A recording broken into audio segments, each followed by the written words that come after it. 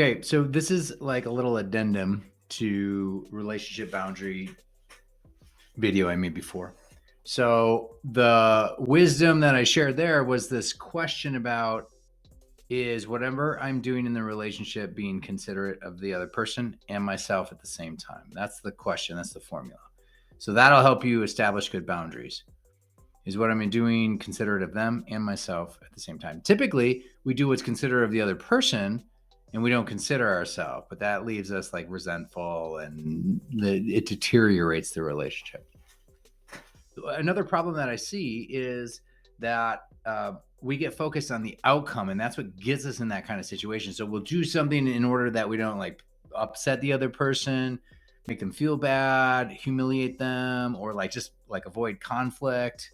So we'll do whatever we need to do in that relationship, and we'll set the boundary there so we can avoid a negative outcome. But relationships don't work that way. Relationships evolve over time. So they're not like tying a shoe or making a sandwich. It's not about the outcome, it's about the dance or the evolution. So, an example I always use is that like the situation when you see somebody and they've got like a piece of spinach or something in their teeth, and it's like, to say something, that's the kind thing to do, but it's gonna like embarrass them or make them feel crappy.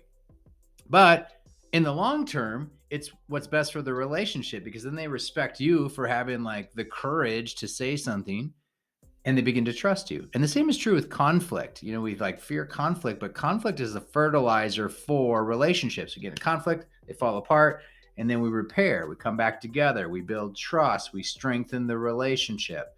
So conflict isn't a bad thing in relationships, right? Either is like people's feelings, you know, not to be inconsiderate. We can be considerate of them, but we don't have any outcome over what they feel.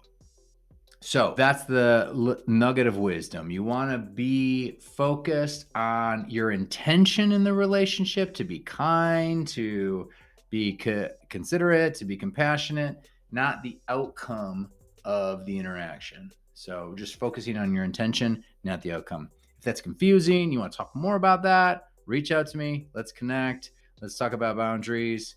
If not, experiment with that. Like, you know, like ask yourself, what am I bringing to this relationship? How do I want to show up in the relationship? And then do that. Don't get so focused on what the outcome of the relationship is, right? Because that's not good long term. Doesn't matter. So there you go. Enjoy.